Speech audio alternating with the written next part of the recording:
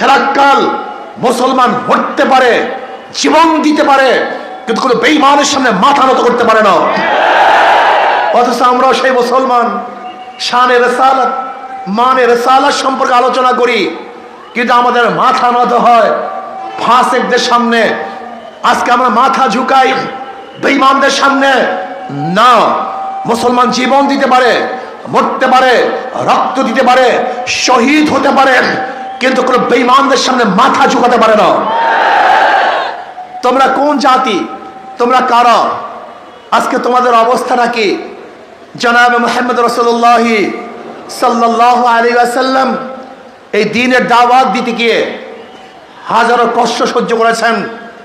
নবী আলাইহিস সালাতু ওয়াস সালামের মাথার উপরে উটের নাড়ি ভুঁড়ি চাপিয়ে দেওয়া হয়েছিল, কিন্তু কলেমার থেকে সামান্য পরিমাণ দূরে সরে যান নাই। নবী আলাইহিস সালাতু ওয়াস সালামকে শিয়াবে আবু তালেবের মধ্যে 3 বছর আবদ্ধ করা হয়েছিল। ঈমান টলাতে পারেন নাই, বিচ্যুতি ঘটাতে পারেন নাই। হাজারো সাহাবাদেরকে শুলে চড়ানো হয়েছিল, কিন্তু ঈমান ছাড়েন নাই। হাজারো মহিলারা জীবন দিয়েছেন, কিন্তু ঈমান দেন নাই। হাজারো আমার মুসলমান সন্তানেরা অকাতরে রক্ত দিয়েছিলেন, কিন্তু না, ঈমান ইসলামের সাথে আপোষ করেন নাই। অথচ আমরা শানে রিসালাত সম্পর্কে হাজার আলোচনা করি, কিন্তু কই সেই ঈমান, কই সেই ইসলাম, কই সেই মান, কই সেই শান? নাই, কিছুই তো নাই। জনাব মুহাম্মদ রাসূলুল্লাহ সাল্লাল্লাহু আলাইহি ওয়াসাল্লামের একটা আদর্শ বাস্তবায়নের জন্য, একটা সুন্নাতকে জিন্দা করার জন্য সাহাবায়ে কেরাম রিদওয়ানুল্লাহি তাআলা আজমাইন ওয়াকাতরে জীবন দিয়েছেন।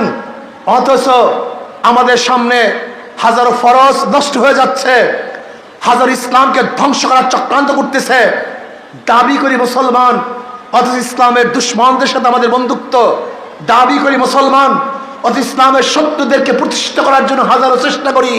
দাবি করি মুসলমান, অথচ মাউসুতুল, Karl Marx, Abraham Lincoln, Socrates, Plato, Aristotle, Montesquieu, Locke এবং রুশোকে নেতা মানি। তাদের নেতৃত্ব আমরা গ্রহণ করেছি, কিন্তু মুহাম্মদ আরবি, জনাবে মুহাম্মদ রাসূলুল্লাহ সাল্লাল্লাহু আলাইহি ওয়াসাল্লাম নেতৃত্ব গ্রহণ করি নাই। তোমার চেয়ে বড় মুনাফিক আর কেউ হতে পারে না। প্রিয় ভাইরা আমার, আজকে আমরা ডেমোক্রেসি বাস্তবায়নের জন্য চেষ্টা করেছি, সেকুলার প্রতিষ্ঠা করার জন্য রক্ত দিয়েছি। আজকে আমরা কমিউনিজম বিপ্লব করার জন্য চেষ্টা করি, অথচ আল্লাহর জমিনে আল্লাহর হুকুমত, ইসলাম হুকুমত কায়েম করার জন্য চেষ্টা করি না, সাধনা করি না। আমি আশ্চর্য হয়ে যাই, তুমি কেমন মুসলমান, তুমি কেমন মুসলমান, তুমি কেমন মুসলমান। আহা, মুসলমানের সন্তান নবীকে নেতা মানে না। মুসলমানের সন্তানের মুখের মধ্যে স্লোগান থাকে, আমরা সবাই মুজিব সেনা, ভয় করি না বুলেট বোমা।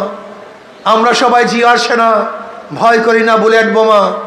আমরা সবাই এরশাদ সেনা, ভয় করি না বুলেট বোমা। কপাল পোড়া, তোমার জবানের মধ্যে স্লোগান হওয়া উচিত ছিল, আমরা সবাই নবীর সেনা, ভয় করি না বুলেট বোমা। আমরা সবাই রাসূল সেনা, ভয় করি না বুলেট বোমা।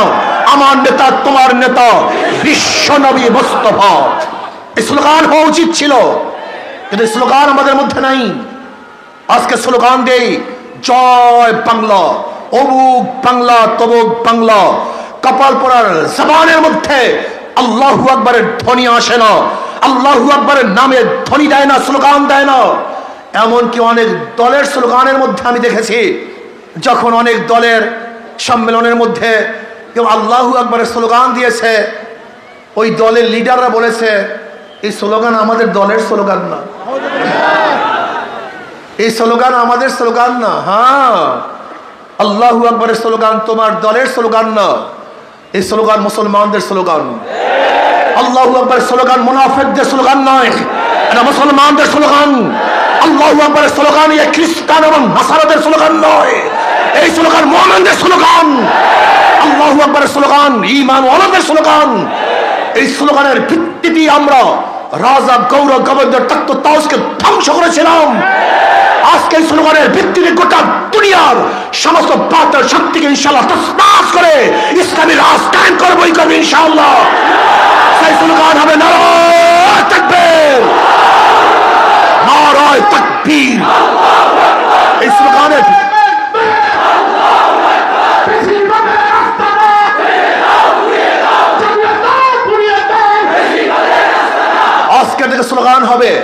আমরা সবাই নবীর সেনা, ভয় করি না বুলেট বোমা। আমরা সবাই নবীর সেনা, আমরা সবাই রসুল সেনা।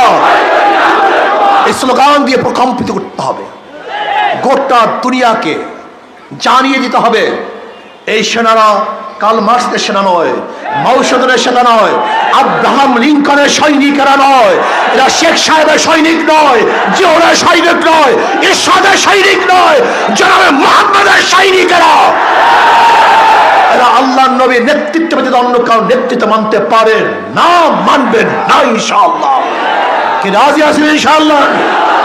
মনে রাখতে হবে, মুসলমানদের আঘাত পিঠে লাগে না, মুসলমানদের আঘাত কোথায় লাগে? মুসলমান সামনে মার্চ করতে পারে, ব্যাক করতে পারে না। তু শাহিন হয় परवाज है काम तेरा, तेरे सामने आसमां और भी है। কবি ইকবাল বলেছিলেন, শাহিন বাজ পাখি বলা হয়, বাজ পাখির নাম কি? শাহিন। বাজ পাখি উঠতে থাকে, তার জন্য কোনো সীমানা নির্ধারিত নাই যে এটা নোয়াখালীর সীমানা, এটা লক্ষ্মীপুরের সীমানা, এটা বাংলাদেশের সীমানা, এটা ভারতের সীমানা না। বাজ পাখির সামনে কোনো সীমানা নির্ধারিত নাই, তার চক্ষু যত দূরে যাবে সেইটাই তার গন্তব্যস্থান। মুসলমানদের কোনো নির্ধারিত সীমানা নাই। কিসের বাংলাদেশ, কিসের ভারত, কিসের মিয়ানমার, কিসের অমুক, কিসের তমুক? গোটা দুনিয়া হলো আল্লাহর, আর গোটা দুনিয়াতে শাসন করে মুসলমান, তার প্রতিনিধিরা। ইন্নী জাইলুন ফিল আরদি খলিফা, আমরা আল্লাহর তরফ থেকে খলিফা প্রেরিত হয়েছি। গোটা দুনিয়ার মালিককে কুলিল্লাহুম্মা মালিকাল মুলক, সমস্ত দুনিয়ার মালিক আমার আল্লাহ। কাজী তার খলিফারাই গোটা দুনিয়া নেতৃত্ব প্রদান করবেন, গোটা দুনিয়ার শাসক আল্লাহর খলিফারাই হবেন।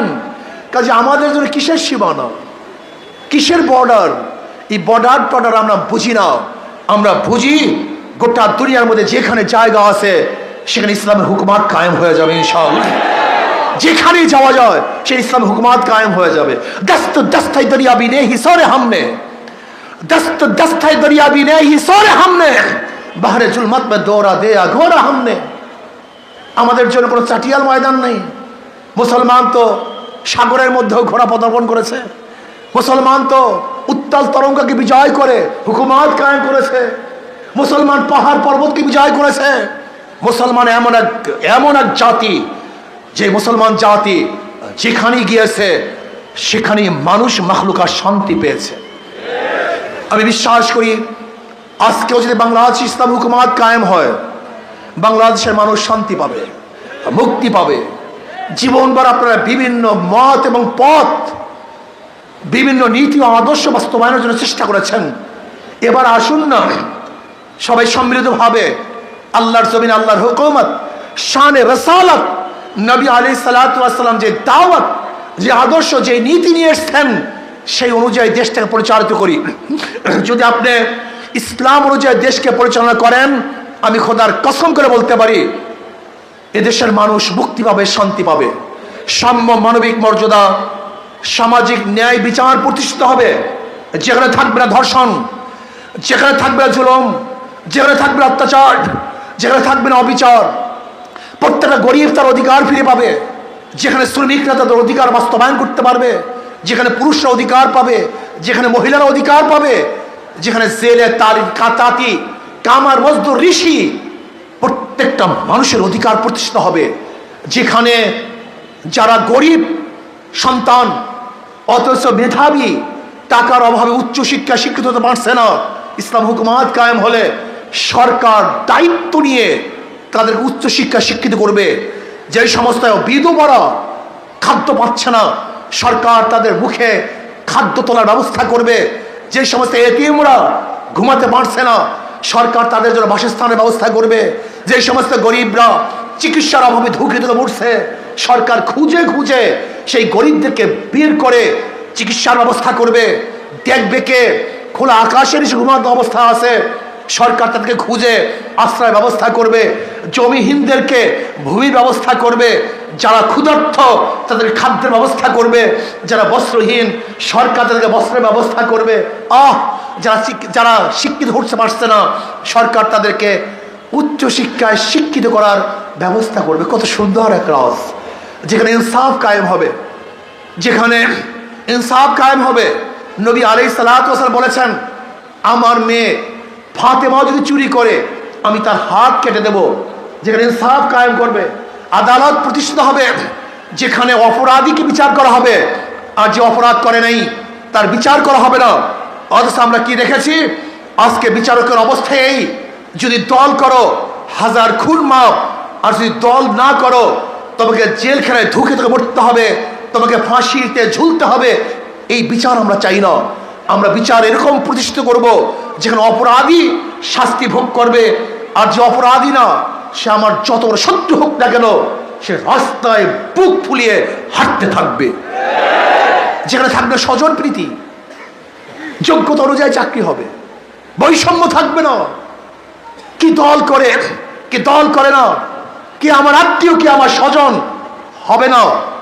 যে যেখানে যোগ্য, সেই যোগ্য ব্যক্তি সেখানে অধিষ্ঠিত হবে। ইসলামী হুকুমাত কায়েম হলে কেউ খাবে কেউ খাবে না তা হবে না, কেউ পরিধান করবে কেউ পরিধান করবে না তা হবে না, কেউ হাসবে আর কেউ কাঁদবে না।